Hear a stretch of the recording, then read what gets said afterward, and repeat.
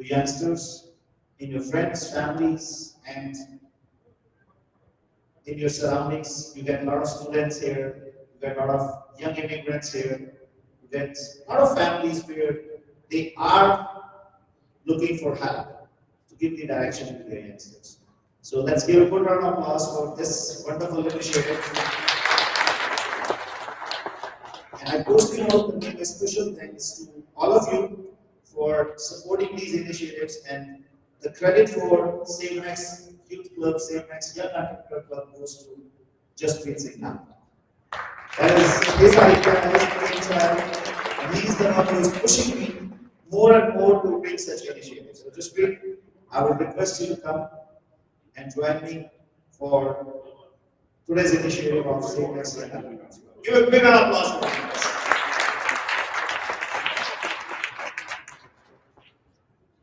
Take that. You have 2 mics.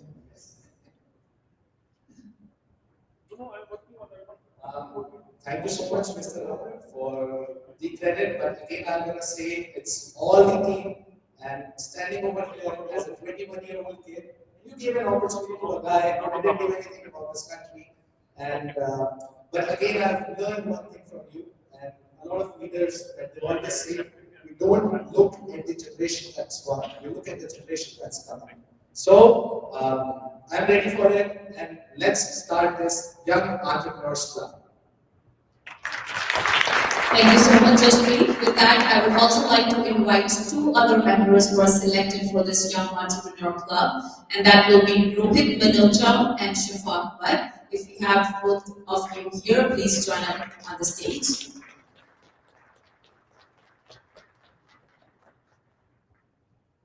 Come on, guys, you can give a good round of applause at this. Hello. We would like to hear a few words from both of you about this initiative.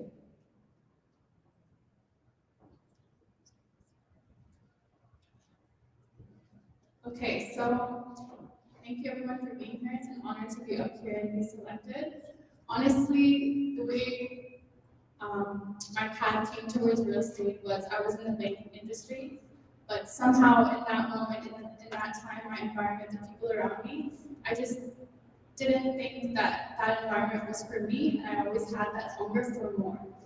So this is what led me here, and I'm so happy that we're introducing this initiative, because I feel like that hunger is there in Waterbury youth, and paired with direction, I feel like it could create something truly amazing. So this is great. Thank you. It's a privilege to be part of the Save Max team. Being a creator was always a passion to be a creator. It started with a passion to be, passion for growth, passion to do something really, passion to take the risk, And Save Max, I feel honored to be part of it. And even before completing my license, I was sure that I'll be joining Save Max. The reason is the teamwork. Here we work as a family, the teamwork, the mentorship, and of course the famous training. And here we work together, grow together, and succeed together. Thank you so much.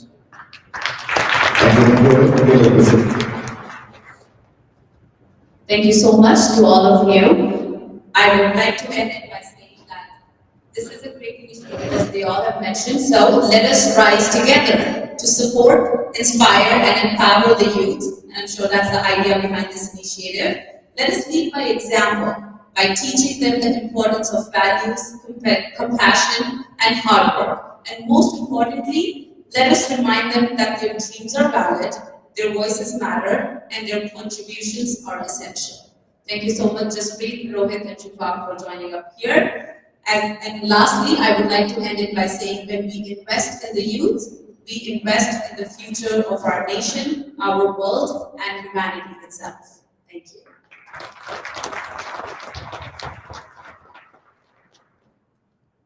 And guys, I also want to mention 3 people today who really worked hard to put up this event, and some of our amazing Save Max team members as well. First of all, I would like to give a round of applause for Shami Baba, Chairman, please. I know this event all started with a lunch meeting, and the big credit for coordinating, for managing this event goes to Shami. So let's all give a round of applause for Shami. Second, I would like to invite Priyanka and Luke, both of you. Thank you very much, guys.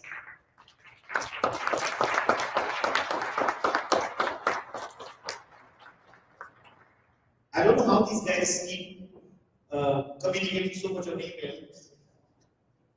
So great efforts. I think it was a wonderful initiative, and everybody appreciated it. And of course, how can we forget Midwise, Rashid, and the whole marketing team from Jyot, Nashika, everybody like coming together and putting on all these things. There's a wonderful media team. Elena, how are you? And Ellen, give a round of applause for all these wonderful teams. Thank you guys. Thank you for putting up all the hard work and putting the event together. Really appreciate it. Thank you. Next up, I would request you to stay up on the stage because we're going to start our Ask It Live, the cross-industry expert panel. And now you can ask some of the questions which you couldn't ask earlier. And for that, I would like to invite Louis Bien, Principal of Pivot Real Estate, Elliot Taube, Principal of Pivot Real Estate, Mr. Raman Dua, and Lakshay Gandhi, owner of Tax Hands by LGCPA, to come up on the stage, please.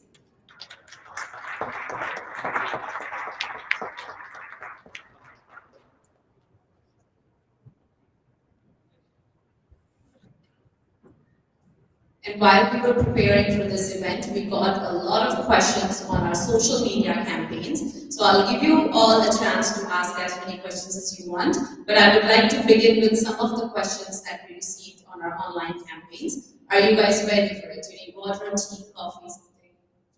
We're good, bring it on. Okay, so we're gonna start the first question. What is your opinion on Donald Trump's statement? Canada will be the 51st US state. Any one of you can answer. I can see Mr. Raman's like, let me talk about it. Elliot, I think he wants to. First off, I love the US, but we are Canadians first and foremost, and I don't ever see that happen. There would be some great things if we were part of the States, travel to different sections down there, income tax, the money, all of that stuff. But in the heart, we are Canadians and we are not going anywhere. So. I think I would just answer this with 2 lines. Donald, take him seriously because he's the president-elect of US. So we have no other choice. He holds the power. And second thing, don't take him seriously because he's the president-elect yet. He still has to go and take charge of the office. When that happens, there's a lot of bureaucracy, there's a lot of intellect which works once you take the oath and once you take the charge of the office. And then it really comes up like what you are going to do and what you are not going to do. And as Ben mentioned, Donald can say anything. So, he has the power, he has the authority right now. But I don't think so making that kind of statement, because I think just to put an extra pressure on Canada looking into the political and economic situation, just taking an advantage of it, just being in the limelight, and that is what Trump is all about. So I don't see that happening at all. Okay, next question. We have so many questions around this same topic, so I'm going to summarize these questions into one. Condos have traditionally been a choice for first-time home buyers and investors. In the last few years, there's a lack of interest for the condominiums. Do you think this trend will reverse or condo market will fall further?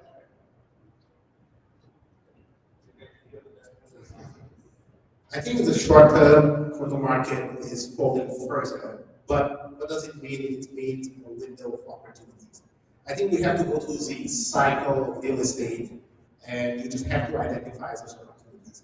First off, you need the resale market to pick up. That will start with low-rise resale, which is, I think, stabilized quite a bit. That will pick up by reconstruction, low-rise, which we start seeing now. I think it's priced well, it's selling very, very well. Once those two markets stabilize, it will push the resale condo market up. And as rental supply decreases, that will trigger reconstruction condo. Right? It is just a stage that we need to follow. I think what a lot of realtors that we face is you almost want to answer immediately. Like, I want to see tomorrow. You just have to go through the cycle. But real estate was never a short-term thing, right? Your decision today is because it is now 5 years, 10 years. Real estate purchase, it's not today, so let me flip this aside in 6 months. That is not happening anymore. But real estate always been a long-term asset, right? So if I get a condo today, sometimes I see an assignment today in downtown, below $1,000 a foot. What you think is, where is that going to be in 5 years, 10 years? And chances you'll never see those numbers in 5, 10 years. Are you going to see a return in 6 months, 1 year? You might not. But that is not the reason why you buy that purchase. You buy to anticipate for a long term, right? And also short-term indication, yes, it's not great, but that is the reason why it's not $1,800 a foot, and then it is $1,200 a foot, $1,000 a foot, which you guys would have lined up 6 days in a row, just not on time ago, right? So that is what you need to look at. Can builders build a condo in 2032 for $1,000 a foot? They cannot, right? Will $1 million feels the same in 2032? It will not. It is all 10%. So, is this condo for $500,000 today expensive? It's expensive today. Tomorrow, 6 months from now, it's not expensive in 2032. So that is how you look at the decision can you buy. Now, sometimes that's the only choice you have is to buy a $500,000 condo because maybe a 1.5 million detached is a better buy today. If that is not in your affordability, that's your only choice of buying. And trust me, in a decade from now, when you look back, you wish you had bought it. And if you bought and you're able to afford it, you can hold on to it. Real estate long term is always going to be the right choice. Anyone looking for short-term speculation, short-term flips, then that is speculation. Speculation has risk. Some people win, some people lose. That's just the nature of investing. Okay, thank you. I want to add something to this. I want to answer this question with my understanding about the real estate and the condo market. But I would really like to put up some of the thought-provoking questions here. The first thought-provoking question is, and then you make a decision like, what direction the condo market or the real estate market is going to go. My first question is, go back and do some research. I started my real estate career in 2007 and 8. It was a world-class recession at that time. Go and look at the statements made by big economists, big banks. They were saying this recession will stay for another 5 years. It took 6 months to overcome that recession. Again, 2012-13 market was tumbling. 2017, I remember exactly same thing happened. 2017, 2018, in the month of April, the market tumbled. And go and find out the news in the media, and you will find out they mentioned, this is going to stay for another 10 years. This is not going to recover. Same thing happened in 2020, March 2020, CMHC made a prediction. Market is going to go down by 18% because of the COVID. July, market was going up by 10%. Guys, understand this. All these economic predictions and everything, believe me, nobody knows about this. Yes, those are the judgments, those are the predictions, and they really look too much into the data, and that created a lot of scare in the market. And to my understanding, a lot of them are planned. A lot of them are planned by big charts, because just imagine what is happening right now. What you were getting for $1 million just like 2 years before is selling for $700,000 today. Don't you think it's a great opportunity for somebody who carries the cash to put into that market? The same condominiums, as you mentioned, we all were lining up like 6 months, 1 year before to get those condominiums at $1,300-$1,400 a square foot. So it is all about the negative sentiment. It is all about the media hype and whatnot. But what I am observing from last 10, 15 years, when the upward trend starts happening, You won't even realize within 3 to 6 months everything can change. But I don't know when that 3 to 6 months is going to happen. But looking into what is happening in the market right now, the interest rates are going down. People are carrying a lot of cash. You are meeting a lot of them, I'm pretty sure. Yes, they are not making the decision. Yes, they are a little skeptical. But once they will start making the decision, what is going to happen? It's going to have a ripple impact of it. So I think once that recovery starts, the pace will be too fast. The reason is people are really craving from last 3 years to get into the markets and make some money out there. And I'm sure once they will get the opportunity, nobody is going to be at the market. So those are my thought-provoking questions. Go and do some research and then make your decision. And then you will get an idea where you have to invest and where you have to direct your plans. Thank you. I mean, as a really short anecdote, the condo market will not go anywhere. People's evolution of buying housing, getting into housing used to be you bought a house, you bought a bigger house, and things got expensive. You bought a townhouse, you bought your next house. As townhouses have become more expensive, condo is that first aspect into getting into the market.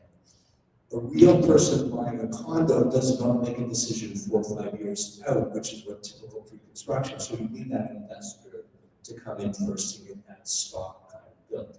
But there will always be people wanting to come into the market, and the condo is that first natural thing if you want to be in the GTA, and that's where people really want to be. So yeah, it's coming up.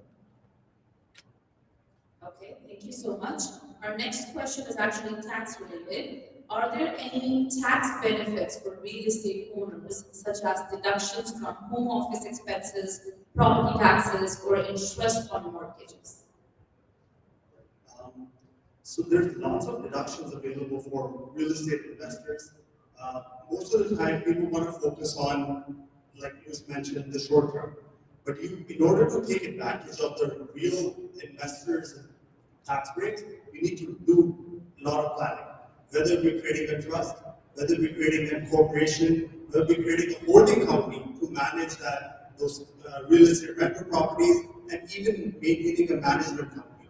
So you would need to do a little bit more in-depth one-on-one with the client and the investor to look at their long-term horizon in order to understand, are they a property flipper, do they want to be a builder, or they're just maybe a realtor. A lot of the times, I suggest to realtors to do it in the corporation, whereas the same question comes from an investor who's just going to do once or twice. I don't necessarily guide them towards the corporation side because there's higher liability and more complexities there. So it really depends on which time horizon your client is in and cater the right solution. We had a very similar question to that, where one social media, one of our social media member wanted to ask, how should investors structure their real estate holdings for tax efficiency? Should they buy in personal names or set up corporations or trusts? Very good question. In the past, we have already suggested a 3-tier approach where there's a holding corporation, a real estate corp, and a management corporation. But with the new announcement of the higher capital gains tax, although it's not in act yet, but it very well might be. So the 3-tier approach might be needed. So if you have to, make the decision, sit with your accountant and maybe do a deep dive as to how many properties are they planning to own. If they're planning to own maybe 5 properties, they can probably do it under their personal name. But if they're planning to buy maybe different properties in different provinces, it might be a better idea to use the 3-tier approach where management company takes away and reduces the rental income taxes. Okay, thank you. Next question is, appraisals are coming short in many areas, especially Toronto. Why are builders not doing anything to help clients in this case?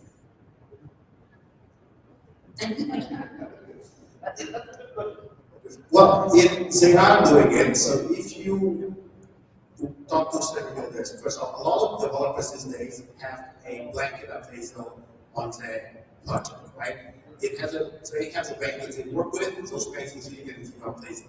But the thing is, it's quite not the easiest bank to qualify with. Exactly the big issues that the client faced. See, builders, why we not reducing the prices, it is not about a one buy. It is about the project itself. Sometimes, for example, if we have 500 units closing and we need to protect the closings, it's not about that one buy. It is about making the whole project to the finish line. It is when you negotiate with one person, you have to negotiate with the rest of the people. And if you drop a unit, say by $100,000, and you only drop it by 500 units, like the loss is the whole profit is wiped out, the project is not viable. You may not even have enough money to close a bank loan. So that's why I think the buyer needs to do their best to close and then let the project play out. There are builders who negotiate, there are builders who will talk to you, but at the beginning, they will do everything they can to make sure everyone can close. And what we have seen is the default rate is not as big as everyone is talking. We haven't seen project with crazy amount of default, because eventually people find a way to close. It is painful, but people do find a way to close. Even the difficult project, when we, let's say 6 months, a year ago, we would think this will happen 50% default. The end number is like 5%, right? So that is a very painful process, but you need to walk your client through it. You need to be creative. You need to try every single avenue. And another thing about the closing and getting those losses, loss can be mitigated, loss can be offset with gain. A lot of people, went to look long term, they will have properties that will make a gain, they will have properties that make a loss, and those things can cancel part of it out. So guiding your clients through this stressful situation will help you a lot. And so the client really needs those builders to help them through that process. So I think get equip yourself with select mortgage brokers, get in early, get whoever can qualify to build the bank, get them in early, and sometimes negotiate. But sometimes it is true. They just make a bad investment at a bad time, and they just weren't capable of carrying these properties. But in that case, I think some of those brokers will overbought what they're supposed to do. And it is just one of those situations that's not easy to deal with. In taking this step further, let's be brutally honest with each other. We call these investors, they're real estate investors. There is no such thing as a safe investment. As we watched the market explode and it went up and everybody was making money hand over fist, we never saw anybody go back to the builder and say, you know what, I'm making too much money here, right? I want to give you some more. So as it's gone down, you can't expect that the builder is going to be in that position. Most times, I got to tell you, your investors make way more money than the builder did on a percentage basis. There's really, as a markup in a condo project, and especially cost overruns at the time to get things done in the GTA, is about 12 to 15% upside for the when you look at the overall number, yes, that's huge, but if you're asking that developer to give that all back, there is again no money in the project. So, in coming out of this market and coming out of this time, this is the greatest education for all of us, because you're going to see what is happening in a good market, and you've now seen what is happening in a bad market, and you can really educate your clients. And if they can't make that purchase, don't get them into it. But if they can, they have to understand there's an upside risk and a possible downside. I personally think this has been a very unique situation in the last 2 years. Majority of us have not seen that. So if you have a past experience of handling the situation, it becomes easy. Same thing happened with a lot of investors. The seasoned investors, trust me, they understand the market can go back, these things can happen. But the investors who have just started making first investment or the second investment, and they have been guided by their realtors and or I would say like just go with the flow. This market is very well dominated by a lot of South Asian community as well as a lot of Chinese community. And it's still I think coming back to your question, your statement, the default rate expected was 50%, but it has gone down maybe 5 to 10%. The reason behind that is a lot of these investments are made by South Asian and Chinese people, and they are saving community. They always keep reserve funds for rainy days. That is their habit, and I think that saved the market a lot. But they have another habit as well. You will always find them crying. Always find them crying. So But that doesn't mean that we are not expecting something from the builders. Because I think we need to give a loud and clear message that, okay, yes, the investment can go bad for the investors. The same thing. The investment can go bad for the builders as well. And when people were making money, they were paying the fair share to builder. They were paying like $40,000 for the assignments to the builder. Because they were making money, so builder was expecting some share out of it. And of course, that was making the market on the go. So when it was a good time, everybody made money. And I think when it is a bad time, our responsibility, our accountability is, let's come together as a team. Either it's our client or it is the builders. I'm not saying we have to be unreasonable with the builder community. Because at the end of the day, guys, we have to respect each other's business. So, at some point of time, there are some exceptions which can be done. On the other side, there might be a few things which cannot be done. As you mentioned, like, if builder make an unreasonable discount for one person, 500 people is going to be there line. So let's try to be creative, let's find out those solutions. But my only one message at this point of time is, don't stop picking up the phone for your clients. This is the time when they need us. This is the time when they need your support. Let's come forward, talk to builders, talk to the financial institution, talk to the lenders, and see how we can come up with the solutions. And trust me, we have done a lot. I have worked on the deals which were impossible to close, but just with the right communication, by keeping everybody in the loop, we were able to close the deal. So this is the time we all have to come together and stand with each other. I think that's very, very important. Thank you. Just a follow-up question to that. Are builders doing anything to help or improve the current situation of affordability and home ownership? They're not building. That is the best help which can be done by the builders. Stop building right now, because let the existing inventory go out of the market. And I think that's very, very important, because if you look at the stats, if you look at the data, 60 to 70% of the pre-construction high-rise units were bought by the investors. First, they need to be occupied. I Right? think affordability is a big question. Affordable, yes. Also, if you look at all these sites out there, say big construction site, they are giving big discounts. They're giving discounts over. It's just a lot of buyers they expect further discount. They have to look at the reference point. I think a lot of sites are offering anywhere from 10 to even 30, 40% below what those prices were to be. Like, if you were to introduce those prices, just like 2 years ago, I think that would be like an unseen, unheard price, right? So, condo-wise, let's say if you go to downtown Toronto now, how many deals below 1,500 dollars you see? A lot. Right? But I remember 2021, that floor number was like 1,700. Right? So, is that a reduction? Is that an attempt to create affordability? Yes. Is it fast enough as we would like? Maybe not enough. But there are still constant opportunities. Also, there's a lot of hidden deals, there's a lot of exclusive deals, there's a lot of deals that when you create a mass buyer in a mass pool, you have negotiation power. That's the way I would like to say we work with Setmax, we can also generate those special incentives for you guys to push, right? Builders at the end of the day, they only make money when they sell. They're not someone here sit there and hold. They've been holding for the last 2 years. We have motivation to sell. It just, we need the right deal.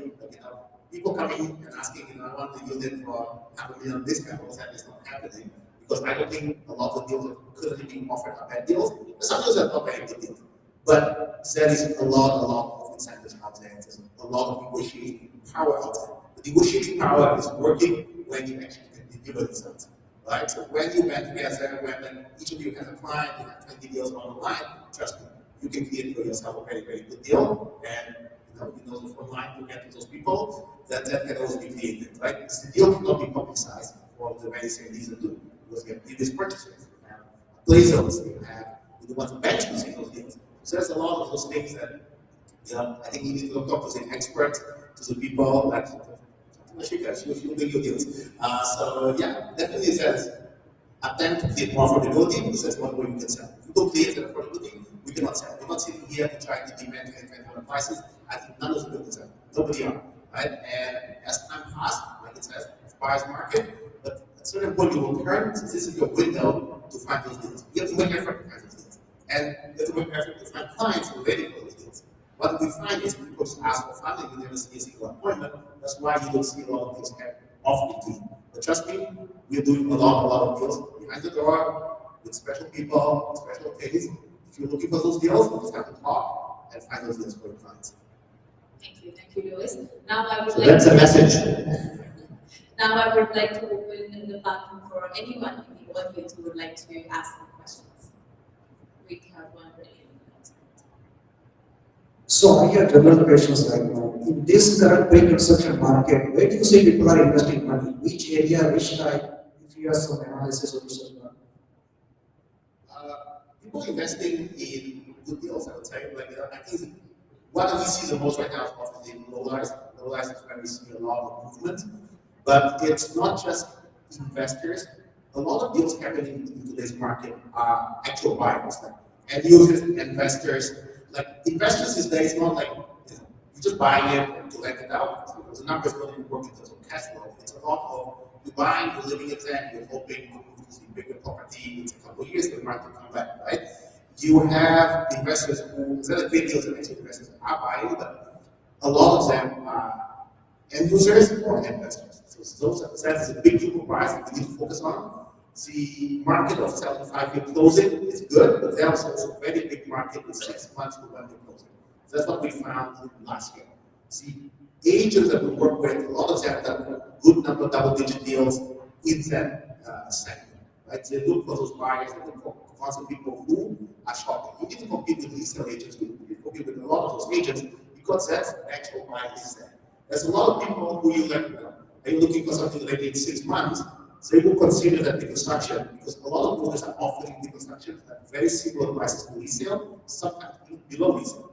I have seen a lot of those deals that below resale, we actually have those data to support those numbers. And so your market should not be what it used to be. Let me find this buyer who did 5-10% down, going for 3 years. That used to work for a long time, but it stopped working. That market shrink, it's still there to shrink. So you need to expand your clientele that end user, investor, buying for family, natural purchase. There's always natural buyers, meaning new family, divorce, growing family, moving out of the job, changing location. You need to target all those buyers and find them and match them with the demand. We have product right now. What we used to have is we open a project, we sell out, we open the next project. So the only product we used to offer you is reconstruction, long closing project. Now, because the market is slowed down, we have product moving tomorrow, we have product moving 3 months, we have product moving 6 months, we have product moving 5 years. So our range of product also changed. We have product for every single segment. We have product in every single location because we are not selling out. So if you look at, let's say, all different marketing companies, builders, they have more than one product. What it used to be is, I'll come to you with one project, let's find a way to move this 5 units. It takes us about 3 hours to move it and be done. Then we offer next product. But now, the supply is different. Supply is huge variety. The demand is different too. Demand is also huge variety of different buyers. And that's what you need to target. Not like one segment. So one segment do well, all segments together do well, individual segment doesn't do well. Thank you. I have something to add over there. I think Bill has asked a very intelligent question and very interesting question that where people are investing money. Before that, I want to highlight one factor. See, right now, the biggest challenge in the market is uncertainty. Let's say, if people know that rate of interest is only at 8% and now it is going to stay at 8%, they will start accommodating it. The problem is, they don't know what is going to happen after 3 months.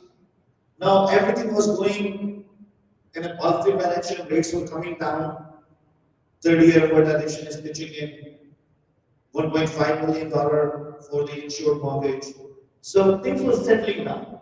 It was becoming a little bit certain situation where people are making up their mind to come out into the market as an investor. All of a sudden, Trump comes up with 25%. Everything goes back. Right? Now it takes 10, 15 days, 30 days, everything settled down. Now another thing came up. Okay, Justin Trudeau is going to resign. Now another uncertainty came up. And this is what kills the investment. Uncertainty. Either it's political, or it is economic, or it is the society. Until and unless that uncertainty is not going to be over, the investors are not going to enter into the market with the same pace as they were earlier. So right now, the major investors who is entering into the market is the person who either is a brand new investor or somebody who is sitting on a lot of cash. And they are looking this as an opportunity because of their experience. They know this might stay another 3 months, 6 months, or maybe 12 months, but it is going to be over one day. So I personally believe that either the genuine buyers are active in the market right now, or the brand new investors, which don't have big appetite. Let's wait for the certainty in the market, and you will see all the seasoned investors back in the market. Either it is the within the country or abroad. So now, when it's going to happen, nobody knows. Your next question by Mr. Louis.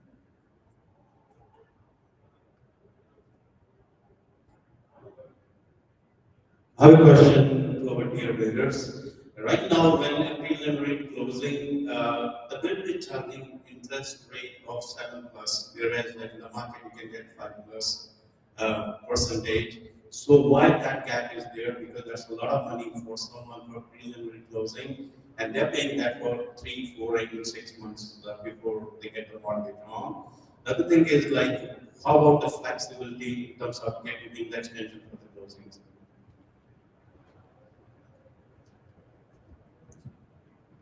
You're talking about the interim occupancy fee and the interest rate that's prescribed there, right? Yeah, I mean, it is dictated by the Condo Act on what they're allowed to charge. They're basically borrowing that money to fund that unit until final closing.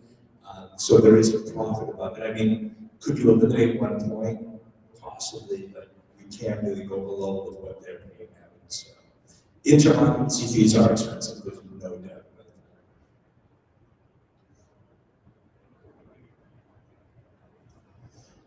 As the bank rate goes down, every time the bank rate goes down, the overnight, it, in fact, it goes down, it goes part and parcel with it. It's a floating rate. So where you were at 7% like a few months ago, as the bank rate goes down, every time that happens, it goes to the same floor. So before, nobody cared, the bank rate was at next to nothing, and so occupancy fees seemed minute, because it was basically at 2%, 2.5%.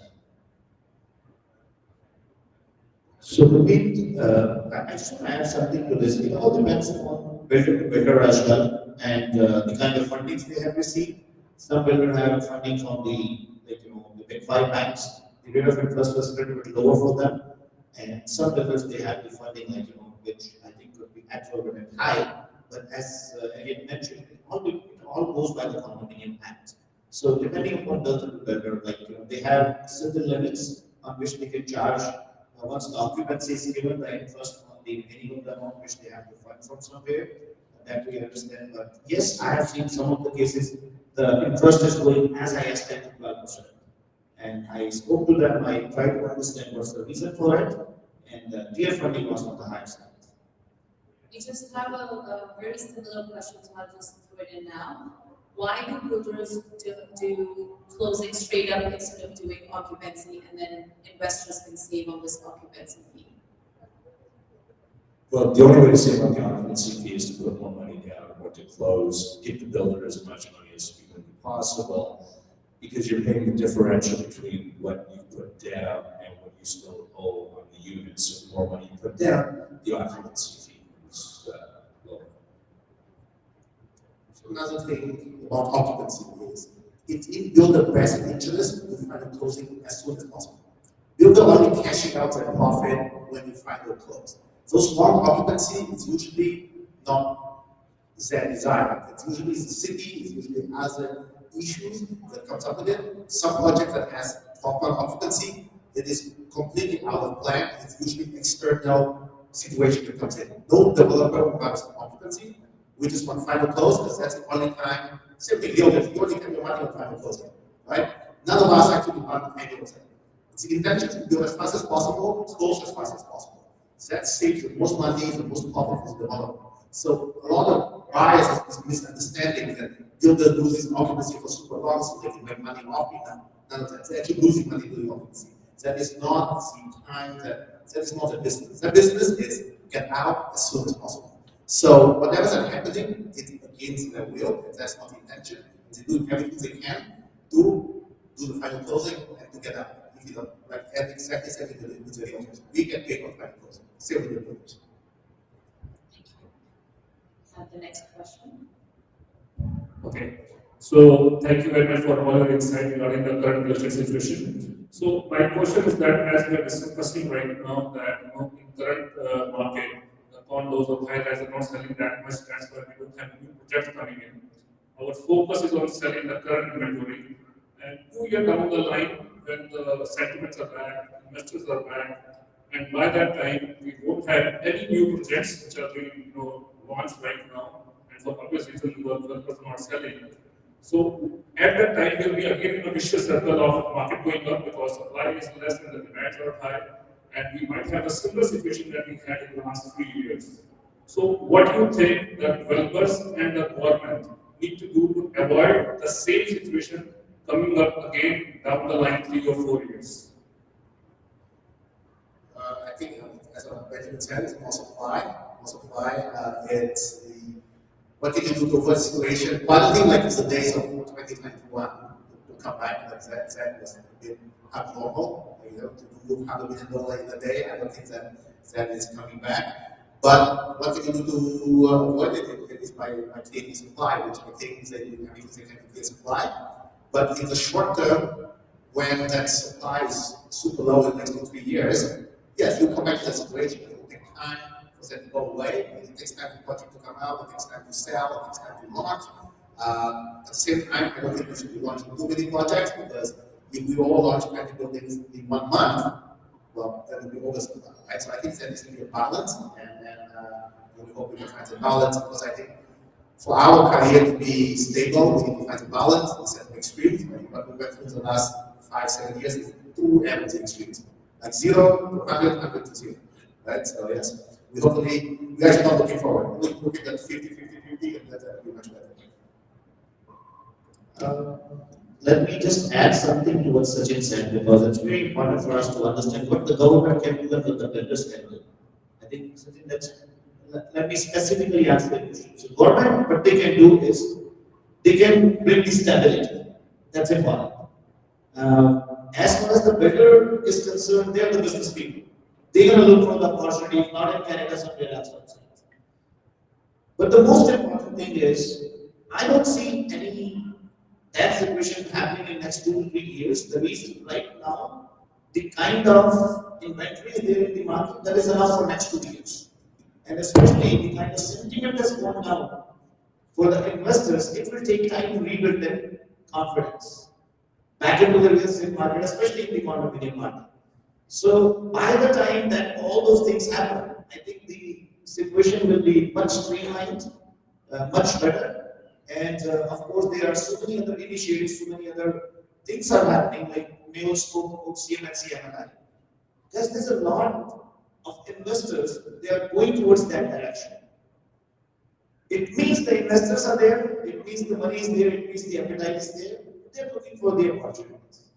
So, next 5 years, I think we can expect a very streamlined market as far as the high rise is concerned. But as far as the low rise is concerned, you will see the spike in another 3 to 6 months. It's already happening.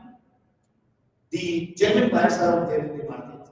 And the low rise always have that attribute where the closing is happening in 12 to 18 months. So that is the area where you don't see that much challenge.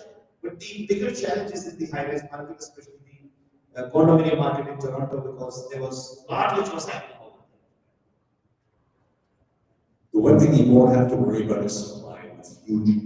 It's going to be the price of what it is. I can tell you that, we have sales offices gathering dust, we have projects, thousands upon thousands of units ready to go. It's just not the time to bring it out.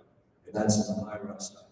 Low-rise, the low-rise market, that's, if you want to be concentrating somewhere right now, that is a great place to be.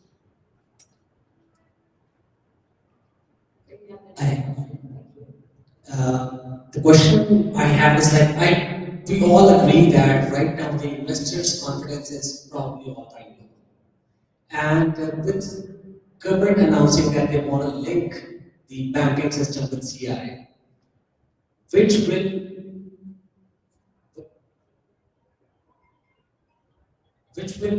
definitely decrease the affordability, I mean, for certain of these reasons.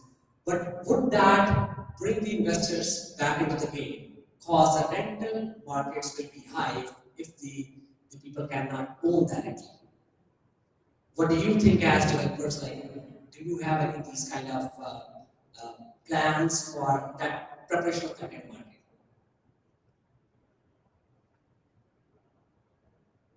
I think one of the things that you had mentioned is the CRA linking to the banking system. To be honest, there was a BDC loan for businesses maybe 1 year ago. They already have that tool. I have seen them link the BDC website with the CRA and fetch the information correctly. So it's sooner than later that this change will technically be happening. The second part of the question, I'll have the other Yeah. Well, we're not sure what's going to happen, but how's the link with the bank, how's that impact going to happen? But at the end of the day, the bank's business is to lend the money. If this thing creates a half of the buyers can close and can get the mortgages, it doesn't help anybody. Right? This is something that a lot of public policy do. A lot of policy come in like bank of the falling market. It affects like 5%, 2%. The buyer doesn't affect the thing. Same thing with the CRA. I think mortgage broker can be more creative, that's what it is. Like there's another creativity that's going to come in. And it's not coming in the way you think it is. Like that's been like, right now, TDS needs to be this. It's only like, NOA, and that's a number, and that's it. There's no other way to qualify. Well, if that's the case, like 70% of them will not be closed. Like, that's what it is. And I don't think that's the intention with all the bank and financial system.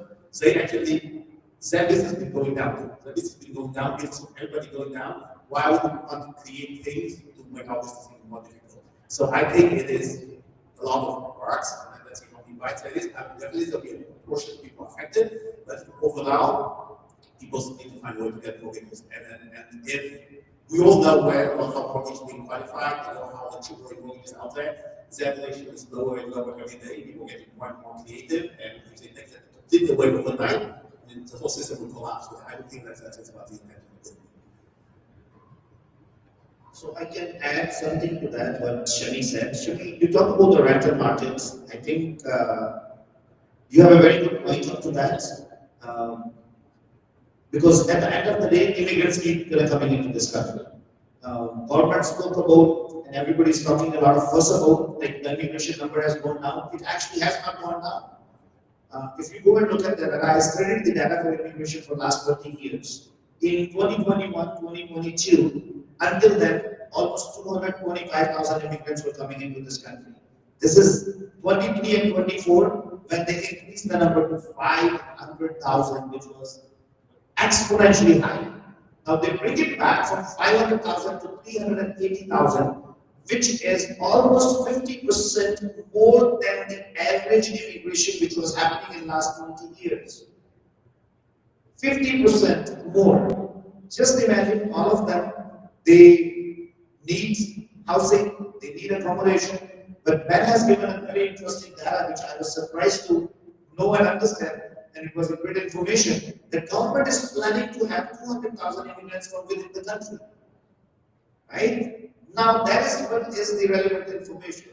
So it means if they are planning to have 380,000 immigrants into the country every year, out of which 200,000 is coming from within the country, where they are already using the same housing and everything, the effective number becomes 180,000.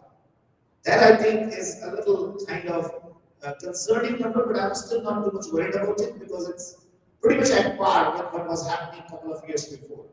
So yes, if that is going to happen, it will open up more opportunities for the investors to enter into the market to buy more rentals. And I think this is leading, or if that happens, we are leading towards the institutional buying, where multiplexes, rental multiplexes, CMHC, MLI program, all these kind of initiatives are going to be at the forefront to accommodate or to fulfill the demand for the housing. Either it's the existing demand or it is the demand of the new immigrants. So yes, we will see a lot of shift happening towards the institutional buying in the coming future. Do we have any other question?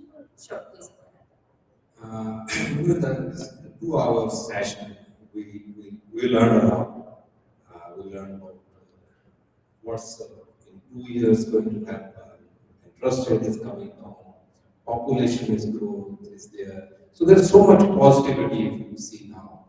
What do you guys think in next year or two, especially in GT, how the GT market will be driven by if you see the demographic population growth?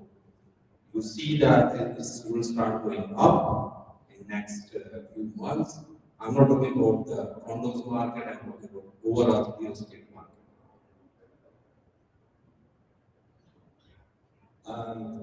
So over the next little while, I think this next year is going to be exceptionally painful because what we've been closing in the high-rise market has been stuff that we sold 1,200, 1,300, 1,400 a year. Now going to get into the areas where we sold at $1,500, $1,600, $1,700 a foot.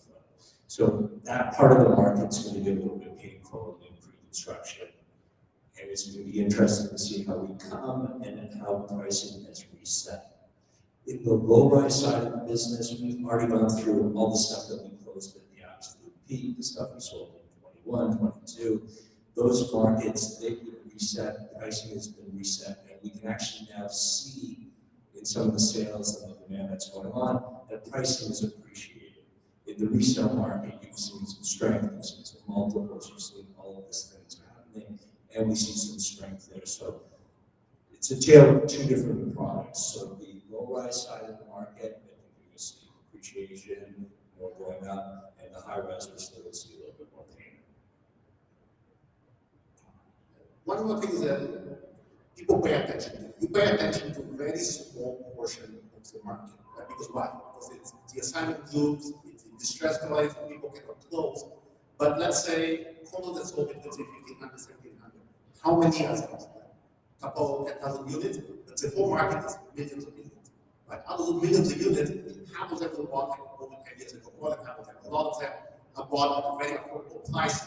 But everyone's just talking about this person lost 200,000, this person lost 300,000. Nobody's talking about this person about how little equity from his house, right? People only focusing on negative, but that is a very, very small portion of the market. When you look at the market as a whole, the market has stabilized because most bad closings on low-rise are done. See, bad closings on high-rise, there's still a portion to go. But how is that compared to the rest of the high-rise closings? Is that literally like 20 buildings out of the 1,000 buildings, right? So that's also the people that are affected. But the owners are not affected because they bought way, way earlier. There's a number of them that refinance or this and that. So once markets start returning and people start seeing this building sold, building come out at a much higher price, much higher price, all that sentiment will change, right? Because right now it is a sentiment, especially as realtors. Every day I open up on Facebook, I see that 200 distressed sales. But so that's it. The rest of them are normal people just holding on to their money, just waiting for opportunities. Nobody talking about that because there's nothing to talk about. These people, investors sitting with cash waiting for a good opportunity. So once those opportunities start returning, then you start seeing different kind of things, right? And that segment of the market is not that big if you look at GTA as a whole. GTA as a whole has millions of homes. We're talking about a couple 10,000 homes that are truly being affected. And once that is over, then you're almost starting from a blank slate. And that is kind of what we're waiting for. Thank you, Lewis. I would say last couple questions. I think I would like to add something to this what Lewis said. And yes, a lot of us are ignoring the bigger market. Even if you see these investors, their problem is not the equities in the house, or it is not about like they cannot close the deal. It is just about the cash. Because the values of the houses which they bought has gone down, whereas they planned based on those values. And I think that is what is killing the market a lot. But still, in spite of all the odds, just try to recall what Benjamin said. And I really love that statement. the fundamentals of economy and the foundation of economy is very strong. And that really is absolutely reflected by today's market. Would you not be surprised, in spite of all the odds what has happened, and that happened for the last 3 years, actually, 2.5 and 3 years. You still don't see a lot of power of sales out there from the standard banks. Like, some of the power of sales which you see is the private lenders. There's the people who just bought like the private mortgages for 1 year or 2 years. And they are not able to, or they deliberately left the home because the value has gone down by 400,000 or 500,000. It was beneficial for them to leave the house rather than to pay off the mortgage. So that really tells us about the fundamentals of the economy. And just imagine, as I mentioned, just imagine once we have the certainty, once we have the positive sentiment, do you think you can hold people for long? You all know GTA market very well. How people they buy? They buy houses like Roscoe. Am I right? And I'm pretty sure you might be surprised to see the way people buy the house. One friend went to buy the house, 3 friends were accompanying him, all 4 bought it. Without understanding what their budget is, what their requirement is. Just because one person is buying, I should buy it. So it's a lot of that, what we call in Hindi or Punjabi a weird chal. And that happens more when it comes to the negativity.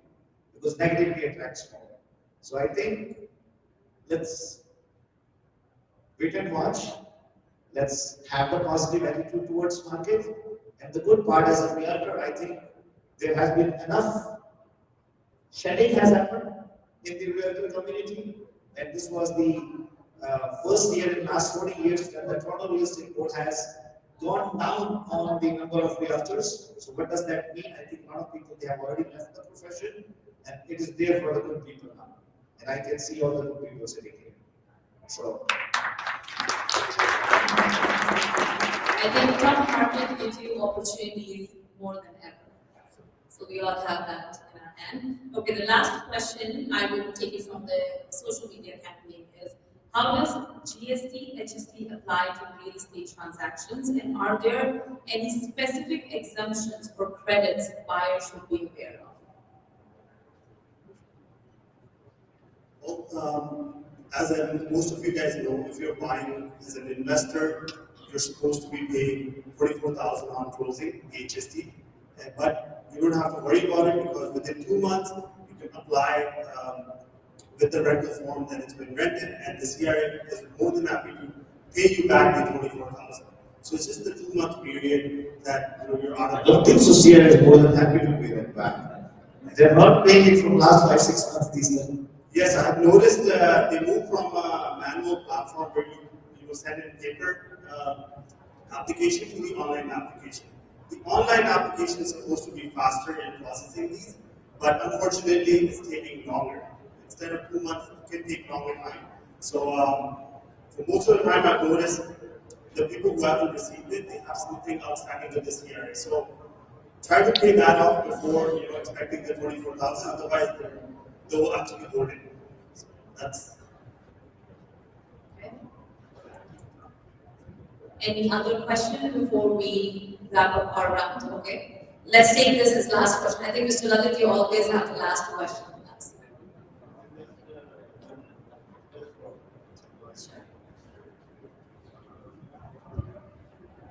Thank you. I was just wondering, with the now rupee trading at so low, do you see more and more foreign buyer opportunities to get into the real estate market for Canada? And any chances foreign buyer ban they might get it up?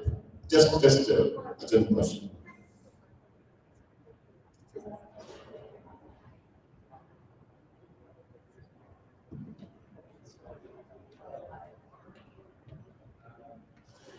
Well, first of all, I don't think the foreign buyer ban really did much, to be honest with you. In the sales that we've done over the years, we saw very few actual 35% deals from the foreign buyer deals. Where the money came from, we don't know. So there was always someone here purchasing things, my brother or sister has it, whatever.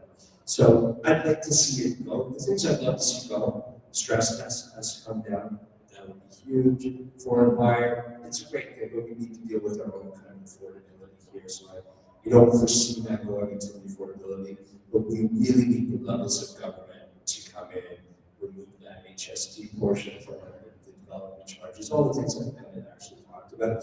If that happens, it will be a huge boom for the industry. Land prices, construction prices, labor prices, those things are pretty fixed. They are not changing. What people pay for land, and even the land sales out there right now, they don't seem to be coming down. We're going in the spring for unions, for all of the contracts that go into building. If we could have non-unionized labor in this country, that would be phenomenal, but we don't. So the construction costs are not going to change dramatically. So we need those level of government to kind of remove stuff. So, but foreign buyer, at some point, I think we have to deal with just affordability here before. Okay, and that sums up our Ask It Live round. Thank you so much, Elliot, Louis, Lakshmi, and Mr. Rahman for answering all the questions. I hope everyone learned something today. Thank you so much. Let's give it a good time. Please stay seated. We have a few more key elements left for the afternoon, and after that, we'll head upstairs.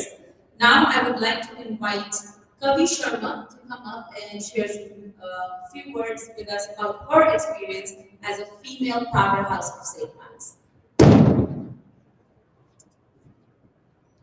I would request everyone to stay seated. After that, we all will be going upstairs together. There are just a couple items left in the agenda. Kavi, can I please have you up on stage?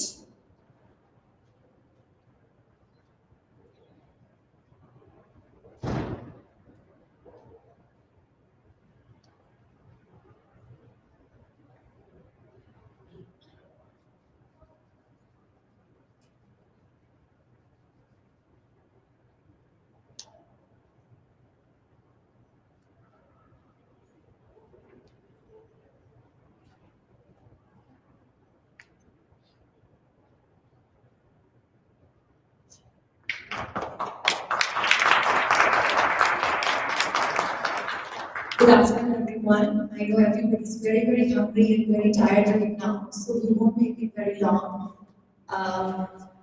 Just maybe few things. I see a lot of women realtor here, so maybe we'll talk about that. Maybe what are the challenges they are facing and what challenges I faced when I started my career. By the way, who don't know me, my name is Kavi Sharma.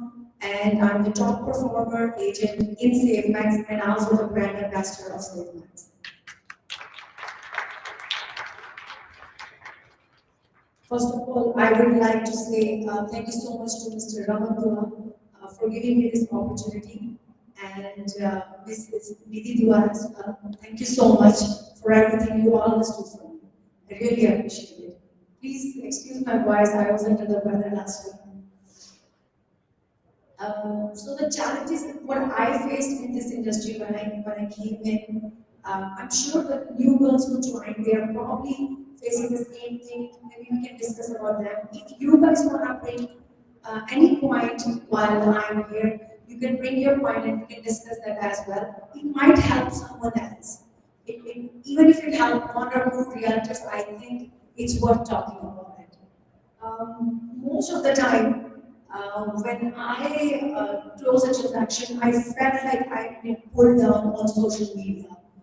Especially, there's a lot of bad comments, a lot of trolling, and I'm sure everybody has seen my comments on social media. They are pretty dramatic and a little bit sometimes, even for me, I feel a little hesitant to read them.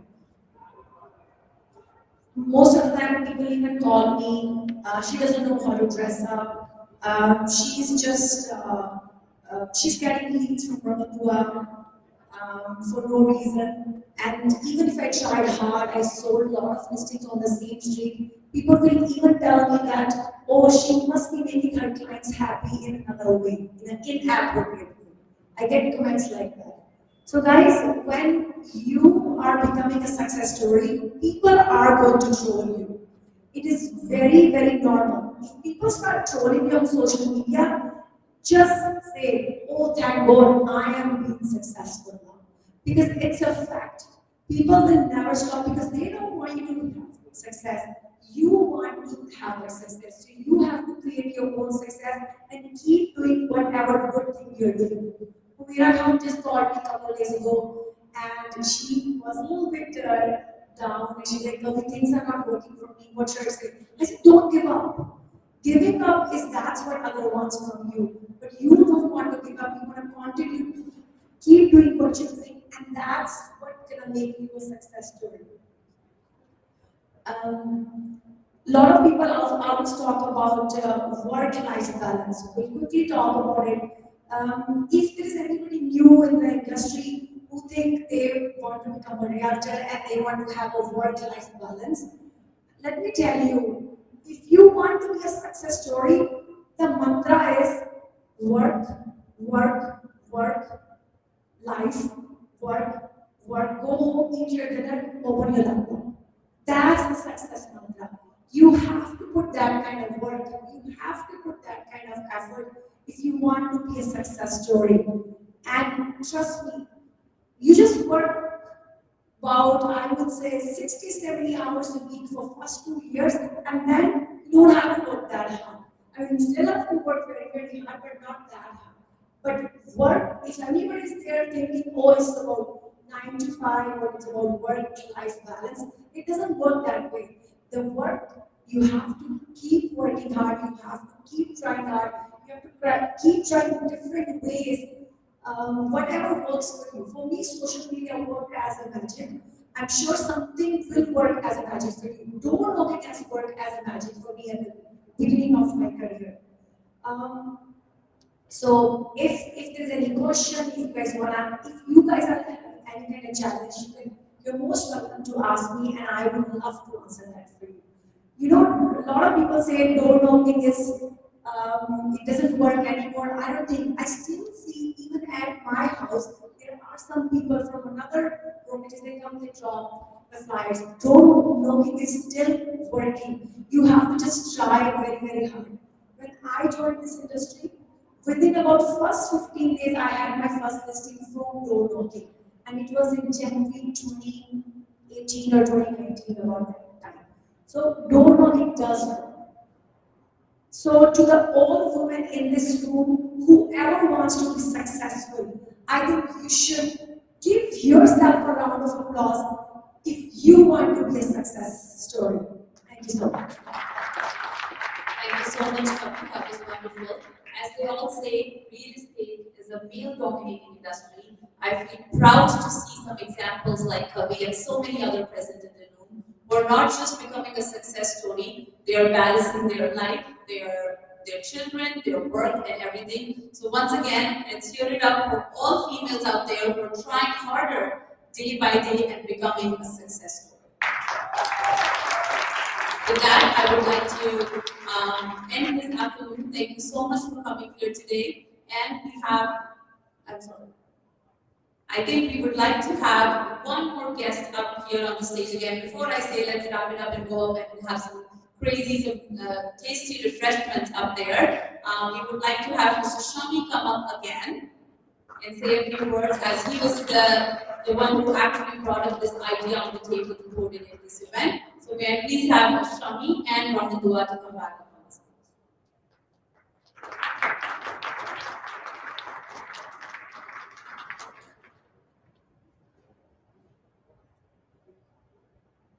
Thank you so much, Rahulji. Guys, let's give a wonderful round of applause for Shami.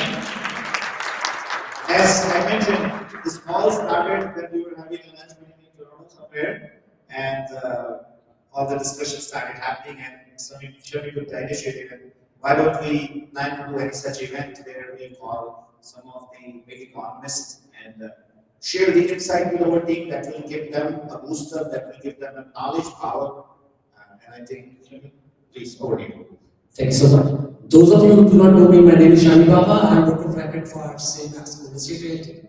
Now, these kind of opportunities give us to have introspection and some reflection on the market. Wherein speakers like Penthal, they have shared so many things which we do not know, and certainly setting the tone of the future as well. So now I just want to talk about a few things. I think quite a few are new faces here, which I'm seeing here. And before that, I want to mention probably Lashika was feeling hungry. So she wanted to skip it out completely. But that's okay. There are quite a few new faces as well in here who have joined in probably 2023, 2024. Guys, I just want to say one thing that you have not missed the boat yet. Because a lot of people think that I wish I could have done it that way. I wish I was an editor 5 years, 10 years ago. I could have made a fortune, but now after this, it is not the case. So again, first of all, you have chosen one of the things for sure which will work for you is choosing the right team, right? Because standing all alone in this market, it is highly competitive and cutthroat market, right? And if you do not have enough support as team, you probably will not succeed right away. So now, first step, you need to find somebody who can hold your hand, who can guide you from where you can get the mentorship, who can tell you what all to do and what all not to do, which is very important in this market, right? So when we learned, we did not have that kind of option. We had to run around like deer in headlights for years to find out our own path, our own way. Conventionally, a lot of people were not teaching others because they thought that other people would take over the business from them. But now, what I believe and what Raman's ideology was as well, that if you share with your team, you can grow your hands and you can do much more in the market together. So, number one, choosing the right team. Number two, learning the tools of the market, like of the trade basically. A lot of people think that within the first month, 2 months, 3 months, you should find enough business. You can find a buyer deal, you can find a listing. It's not going to happen. You have to learn your way up. So you can start with the leases as well. Now, a lot of people do not want to work on leases, going to take similar kind of effort what a buyer is going to take. But in order to learn and go up, you have to do all these things. Like in any conventional industry, you have to start low and then you find your way up by going over the years with a kind of experience. Similarly here as well. But you need to practice a lot of hard work. Basically, you have to set up your routine, you have to set your schedule, you have to practice a lot of tools in the trade, you have to sharpen your conversation skills over the phone, role play, how can you handle the objections by the sellers or buyers. All these kind of things are very, very, very important. And unless and until you are really there, you cannot find your way. And over the time period, 6 months, 7 months, 8 months, 1 year, you start finding that this is not meant for you, and you try to lose that track and say that this business was not meant for me. That's why we have one of the highest dropout rates within first or second, right? So that is what I always tell my team, and I would recommend that for everybody to practice, to set up your schedule. That is the only way, otherwise not. And second, one of the most important things which I want to tell all the realtors, those of them especially who consider themselves as full-time realtors, try and put 8, 9, 10 hours into real estate. Full-time realtors, I mean, you cannot expect a full-time remuneration if you are not putting in even 4 or 5 hours of a daily routine. Because people think that it is, a very, very, very flexible job. You can pick and choose your routine, but at the same time, even if it is flexible, you are taking 2 hours off to pick up your kid and do all the daily routine, but you have to put extra hours in the evening for prospecting. So unless and until you are really ready, you cannot do this. So in order to do all these kind of things, again, having right team leader, having right mentors, picking and choosing all the, setting up a schedule, and then sharpening your skills by using all the tools. Now, one of the very important factors, as Kavi already mentioned as well, Kavi's rate of success is so high. Why she's doing that? She is so popular on social media, but she had to build her way up. So similarly, if you guys, nowadays, this is not that kind of thing. In print media, you can be a hit overnight, right? It takes a long time. But now, on social media, if you are consistently working your way up on social media, you can definitely bring your face out at least nation. Even if you're not getting direct business right away, but there is facial recognition. By name, people start knowing you. And once you are at their door, now it does not mean that you cannot do or you should not do other activities. If you are doing door knocking after that, People know you by face. People know you by name. So this is more likely that you will get business out of them. So please work on all these things. Whoever is thinking, who is feeling low, that nothing is working, go talk to your team leader, go talk to your mentor. Go talk to Raman, he have always his door open. Whenever I feel, I still go there. Whenever you feel anybody, you can contact me too. There is no issue with that. Or you can contact your team leaders. But do not feel low, because this is the market where people feel low. Right? And there is nothing wrong with that. But all you need to do is keep your persistence. Patience and persistence are two very important keys in real estate. I believe that you agree with me. With this, thank you so very much for coming out and listening to all of us. Thank you, thank you. And guys, I also want to convey my special thanks to all the senior team members of Team SaveMax for putting up all the efforts, Sachin, Lalit, Raj, Nitin. Give a round of applause for all the wonderful team members. Thank you very much. Here's Meerwise. Let's give a round of applause for Meerwise too. Ashik, Jessica. Where's Yelena? Elena? Right there, look.